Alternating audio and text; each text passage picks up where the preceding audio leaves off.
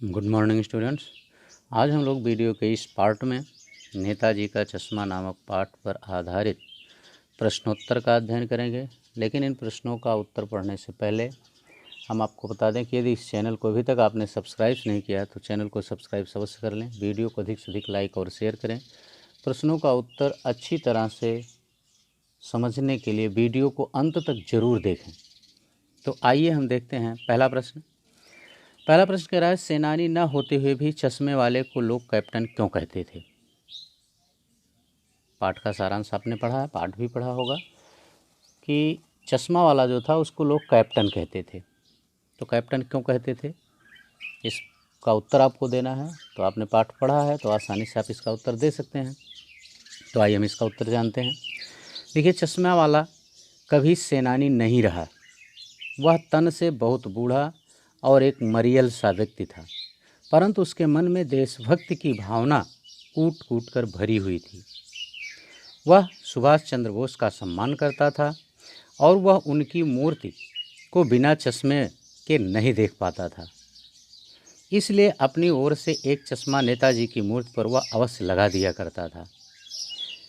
इसी भावना को देखकर लोगों ने उसे सुभाष चंद्र बोस का साथी या सेना का कैप्टन कहकर सम्मान दिया था।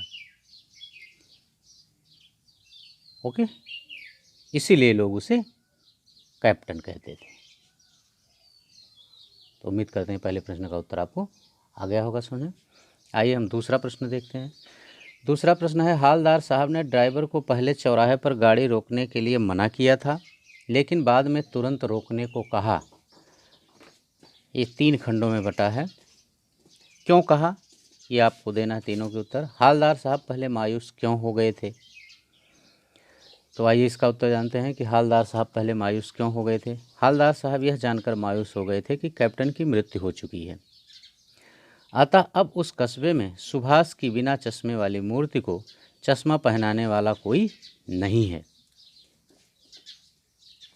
अब मूर्ति बिना चश्मे की ही होगी, इसीलिए कैप्टन साहब मायूस हो गए थे। ठीक, खा है इसका, मूर्ति पर सरकंडे का चश्मा क्या उम्मीद जगाता है। देखिए, मूर्ति पर लगा सरकंडे का चश्मा यह उम्मीद जगाता है कि यह धरती देशभक्ति से परिपूर्ण है और यह देशभक्तों से शून्य नहीं है। एक कैप्टन नहीं रहा तो अन्य लोग इस दायित्व को संभालने के लिए तैयार हैं। और सबसे बड़ी बात तो यह है कि सरकंडे का चश्मा किसी गरीब बच्चे ने बनाया है, अतः उम्मीद है कि ये बच्चे गरीबी के बावजूद भी देश को ऊपर उठाने का प्रयास करते रहेंगे। तो ये था दूसरे का खा। आइए अब हम दूसरे का गा देखते हैं। हालदार साहब इतनी सी बात पर भावुक क्यों हो उठे। इतनी सी बात, वही जो सुभाष चंद्र बोस जी की मूर्ति पर सरकंडे का चश्मा लगा था, उसी बात को इसमें इंगित करना है कि हालदार साहब इतनी सी बात पर भावुक क्यों हो उठे। देखिए, हालदार साहब के लिए सुभाष की मूर्ति पर लगा सरकंडे का चश्मा इतनी सी बात नहीं थी, यह उनके लिए बहुत बड़ी बात थी। यह बात उनके मन में इस उम्मीद को जगाती थी कि कस्बे कस्बे में देशभक्ति जीवित है, देश की नई पीढ़ी में देश प्रेम जीवित है। इस खुशी और आशा से वे भाव को उठे थे। ओके, तो ये था दूसरे का गा प्रश्न। आइए हम तीसरा प्रश्न देखते हैं। आशय स्पष्ट कीजिए। बार बार सोचते क्या होगा उस कौम का जो अपने देश की खातिर घर गृहस्थी जवानी जिंदगी सब कुछ होम कर देने वालों पर भी हंसती है और अपने लिए बिकने के मौके ढूंढती है। इसका आशय आपको स्पष्ट करना है कि हालदार साहब ने इस बात को उस पाठ में क्यों सोचा, किस प्रसंग में सोचा, उसी का उल्लेख कर देना है आपको। तो आइए देखते हैं।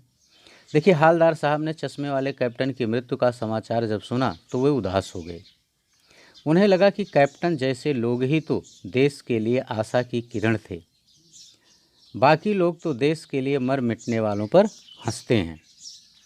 नगर पालिका ने क्रांतिकारी सुभाष की मूर्ति बनवाई जो अधूरी बनवाई। उन्हें याद नहीं रहा कि जिस सुभाष की मूर्ति को वे चश्मा तक नहीं दे रहे हैं, उसने अपनी सारी जिंदगी देश के लिए लगा दी। उस छोटे से कस्बे में यदि कैप्टन जैसा चश्मे वाला सुभाष की मूर्ति पर चश्मा लगाता रहा तो लोग उस पर भी हंसते रहे, उसे पागल और सनकी कहते रहे। जहाँ ऐसे स्वार्थी लोग रहते हों उस देश का भविष्य कैसे संवरेगा। जिस जात में लोग स्वयं का प्रचार प्रसार करने में रुचि लेते हैं उस देश का भी कोई भविष्य नहीं हो सकता। ओके, तो ये था तीसरे प्रश्न के आशय का। आइए हम चौथा प्रश्न देख लेते हैं। पान वाले का एक रेखा चित्र आपको प्रस्तुत करना है। पान वाले का रेखा चित्र का मतलब है कि आप एक शब्दों के द्वारा उसका चित्र बना दीजिए कि वो कैसा था। तो आइए हम देखते हैं।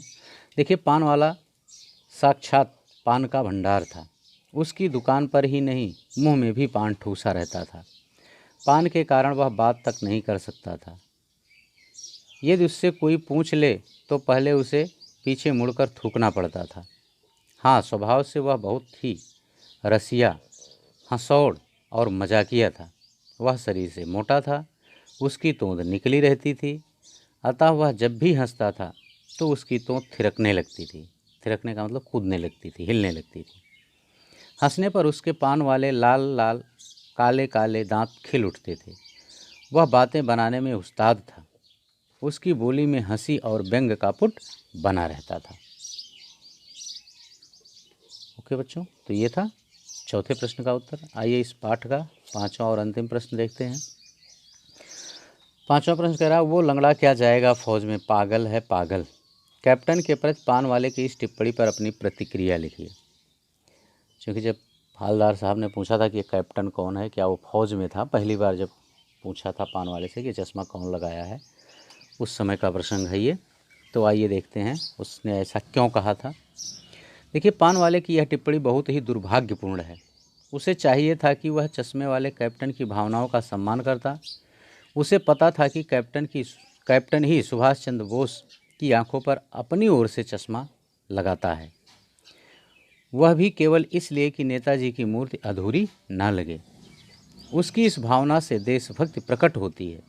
अतः ऐसे व्यक्ति की कमियां या कुरूपता नहीं देखनी चाहिए, ना ही ऐसे व्यक्ति को पागल कहना चाहिए। अतः पान वाले की यह टिप्पणी जो है वो गैर जिम्मेदारी से युक्त है या गैर जिम्मेदाराना है। ओके बच्चों, बस ये चैप्टर यहीं पर समाप्त होता है। यदि इस चैनल को अभी तक आपने सब्सक्राइब नहीं किया है तो चैनल को सब्सक्राइब अवश्य कर लें, वीडियो को अधिक से अधिक लाइक और शेयर करें। नेक्स्ट वीडियो में हम नेक्स्ट चैप्टर लेकर पुनः आपके समक्ष उपस्थित होंगे। Okay, thank you.